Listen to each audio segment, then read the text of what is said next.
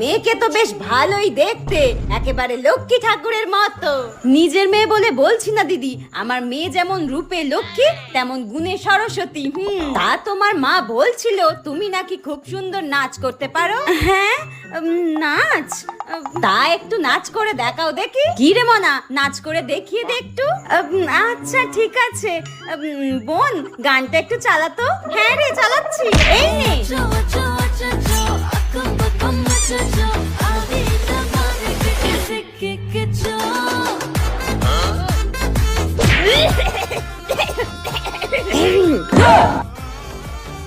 হ্যাঁ, এ কি নাচটা কি ভালো হলো না?